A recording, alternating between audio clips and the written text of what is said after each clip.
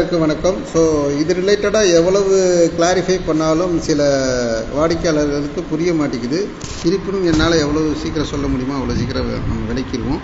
So day 1லேருந்து பார்த்தீங்கன்னா accident coverage கொடுக்குறாங்க. புதுசாக கண்டுபிடிக்கப்படக்கூடிய வியாதிகளுக்கு 30 நாளுக்கு அப்புறம் உங்களுக்கு கிளைம் கிடைக்கும். ஃபீவரிஸ் ரிலேட்டடான விஷயங்களுக்குமே உங்களுக்கு 30 நாளுக்கு அப்புறம் கிளைம் கிடைக்கும். அதுக்கப்புறம் இன்சூரன்ஸ் நிறுவனம் வலியுறுத்திய ஐஆர்டிஏவே இந்த மாதிரியான பிரச்சனைகளுக்கு உங்களுக்கு 2 வருஷம் கொடுக்கக்கூடாது அப்படின்னே வலியுறுத்தியிருக்காங்க. அது ரிலேட்டடான வரக்கூடிய ப்ராப்ளங்களுக்கு உங்களுக்கு 24 மாதங்கள் என்ன செய்யணும், நீங்கள் காத்திருந்து தான் ஆக வேண்டும். அதுக்கப்புறம் ஏற்கனவே இருக்கக்கூடிய வியாதிகள் இருந்துச்சு அப்படின்னா அதுக்கு 3 வருஷங்கள் காத்திருப்பு காலம் இருக்கிறது. இதை வாடிக்கையாளர்கள் சரியாக புரிந்து கொள்ள வேண்டும்.